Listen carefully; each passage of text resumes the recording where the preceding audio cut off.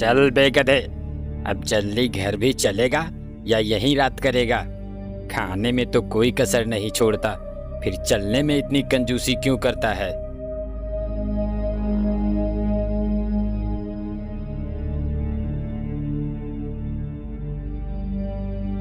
आह, आह, मर गया रे। इस धोबी ने तो कपड़े लाद लाद कर मेरा कचूमर निकाल दिया है। हे भगवान, मुझे इस धोबी से बचाओ, मुझे इस धोबी से बचा लो भगवान। इस तरह से गधा जब भी बोझा लाद कर आता तो कराहते हुए भगवान को याद करता। एक दिन ले खा खा खा के तो गैंडा हो गया है, लेकिन काम करने में तेरी नानी मरने लगती है। फटाफट खा ले और चल, कपड़े लेने जाना है।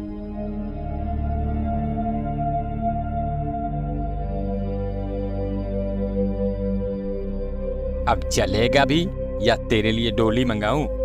चल। आह, हे भगवान, मुझे इस धोबी से बचाओ।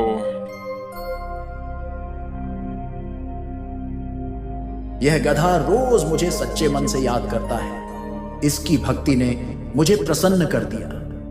अब मुझे इसको दर्शन देना चाहिए। ऐसा सोच भगवान उस गधे के सामने प्रकट हुए। मैं तुमसे बहुत प्रसन्न हूं गधा, कहो क्या बात है? तुम इस तरह से मुझे रोज रोज क्यों ध्यान करते हो? तुम्हारे मन में जो भी कामना है मुझे बताओ, मैं उसे पूरा करने के लिए आया हूं। हाँ, ये कौन आ गया भगवान बनकर? भगवान तो ये हो नहीं सकते। ये जरूर उस धोबी की ही चाल है। ये वही है जो मुझे भगवान बनकर ठगना चाहता है। अरे क्या सोच रहे हो गधे? मांगो, क्या मांगते हो? मैं सोच रहा हूँ प्रभु कि मैं आप जैसा नहीं हूँ। गधा हूँ पर मूर्ख नहीं हूँ। मुझे समझ में आती है भगवान में और धोबी में फर्क। मैं उतना बेवकूफ नहीं हूँ। अब मैं तुम्हें कैसे विश्वास दिलाऊं गधे? अगर आप सही में भगवान हैं तो बताइए, सभी जानवरों के तो सींग है, मेरे सींग क्यों नहीं है? तुम्हारा सींग मेरे पास है, ये देखो। मेरा सींग आपके पास है? इसका मतलब आप सच में भगवान हैं। हाँ गधे, मैं सच में भगवान हूं। तब एक बात बताइए भगवान, सब तो मुझे गधा समझते ही हैं, क्या आप भी मुझे गधा ही समझते हैं? अरे नहीं नहीं, तुम तो गधेराज हो। गधे ने जैसे ही यह सुना वह खुश हो गया। फिर गधे ने कहा, भगवान, मुझे अब इस धरती पर रहने की लालसा नहीं है। मुझे भी अपने साथ स्वर्ग ले चलें प्रभु। मैं तुम्हारे भक्ति से बहुत प्रसन्न हूं गधेराज, ऐसा ही होगा।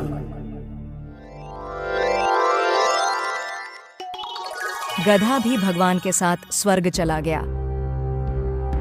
भगवान, आपने तो मुझे सच के स्वर्ग में ला दिए। अब तो मैं यहाँ खूब मजे से रहूंगा। हाँ गधेराज, अब से तुम यहाँ खूब आराम से रहो। अब गधा वहां खूब मौज से रहने लगा। बागों में हरी हरी घास खाता और दिन भर घूमता रहता। एक दिन गधा घास खाते खाते इंद्रदेव के बाग में चला गया। कौन है ये गधा जो महाराज इंद्रदेव के बाग में घुसा चला आया? क्यों गधे, क्या तुम्हें नहीं पता कि ये इंद्रदेव का बाग है? यहाँ गधों का आना सख्त मना है।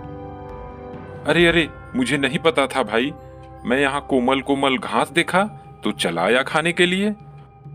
आज चेतावनी देकर छोड़ रहा हूँ, फिर दोबारा यहाँ मत दिखना। चल निकल जा यहाँ से।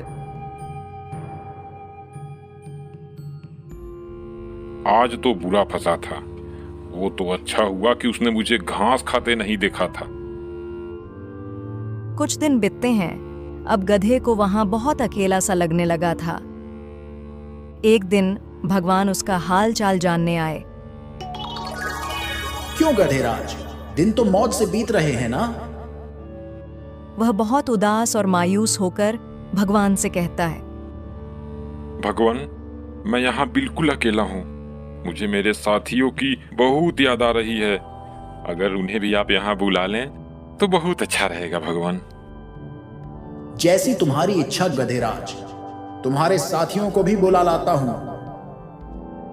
ऐसा बोल भगवान अंतर्ध्यान हो गए और पृथ्वी से कुछ और गधों को लेकर वहां गए। ये लो गधेराज, मैं तुम्हारे साथियों को भी ला दिया। अब इन सब के साथ तुम्हारा मन भी लगा रहेगा। अब गधा बहुत खुश हुआ, अपने साथी गधे को लेकर बागों में घास खाने चला गया। जब घास खाकर सारे गधे एक साथ जमा होते हैं तो सभी गधों ने गाना गाना शुरू किया।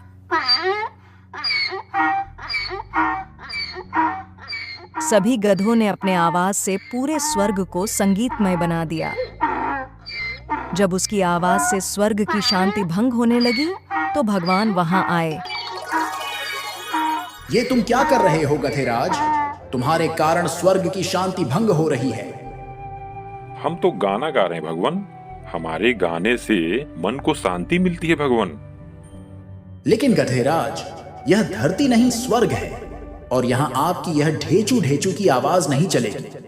यहाँ रहना है तो तुम्हें अपनी आवाज पर अंकुश लगाना होगा। भगवान, तब तो ये सरासर जास्ती हुई। क्या हमें बोलने का अधिकार नहीं मिलेगा? फिर मैं अपने सुरीली आवाजें किसको सुनाऊंगा?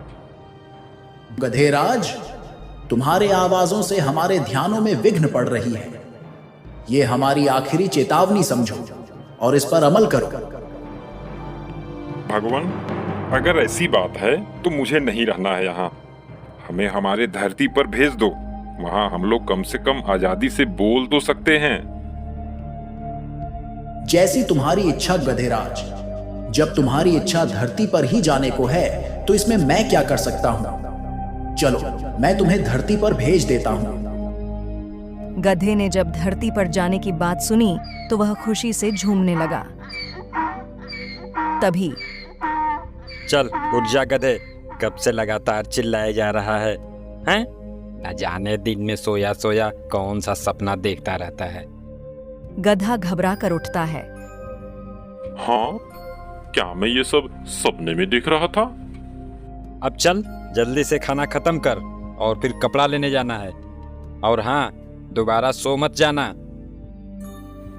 चलो, सपने में ही सही स्वर्ग के दर्शन तो हो गए, लेकिन मुझे स्वर्ग से अधिक प्यारी यह धरती ही है। अब से मैं इच्छा भर के सबको अपने गाने तो सुना सकता हूँ।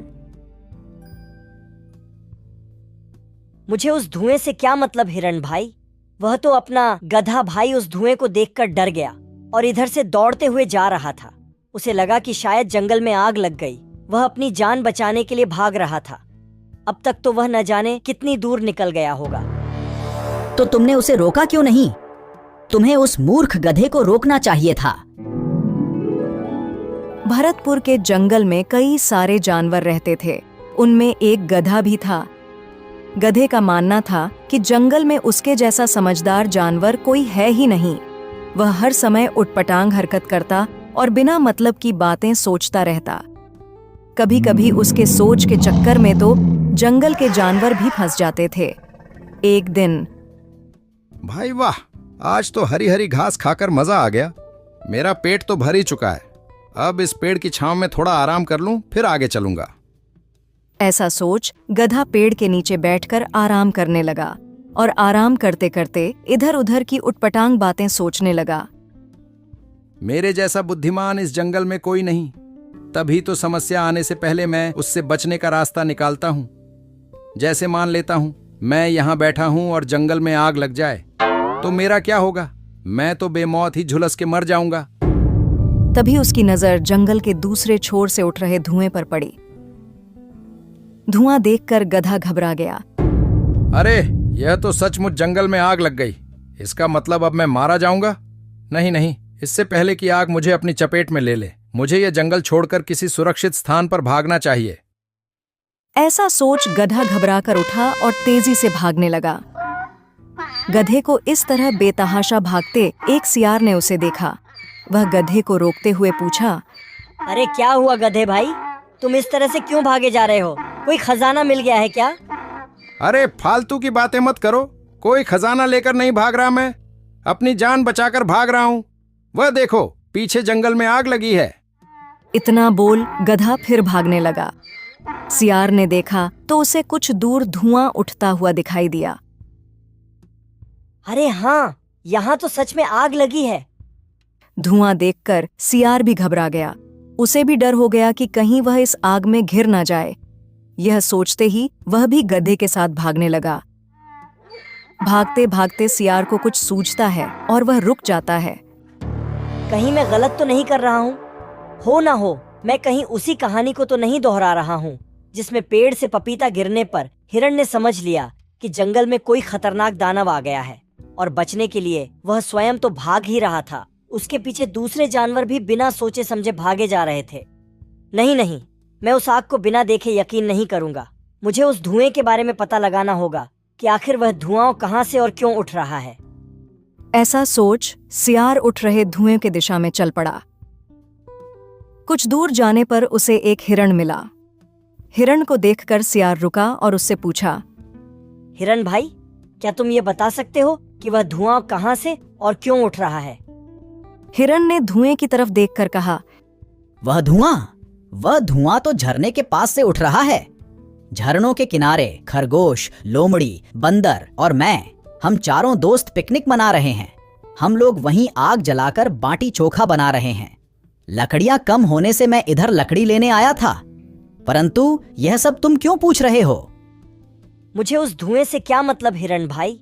वह तो अपना गधा भाई उस धुएं को देखकर डर गया और इधर से दौड़ते हुए जा रहा था।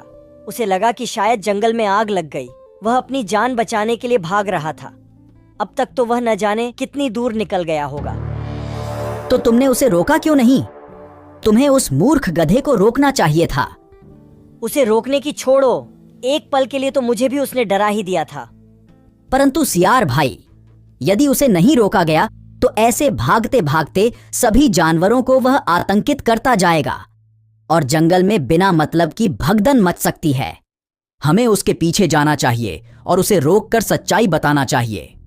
हाँ, तुम ठीक कह रहे हो हिरण भाई, हमें गधे को रोकना चाहिए।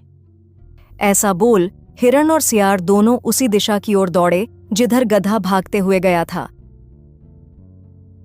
काफी दूर जाने के बाद उन्हें गधा दिखा। बहुत जल्दी ये जंगल छोड़कर मेरे साथ भाग चलो, वरना आग को यहाँ आते देर नहीं लगेगी भाइयों। अगर अपनी जान बचाना चाहते हो तो भागो। कोई कहीं नहीं भागेगा, जंगल बिल्कुल सुरक्षित है।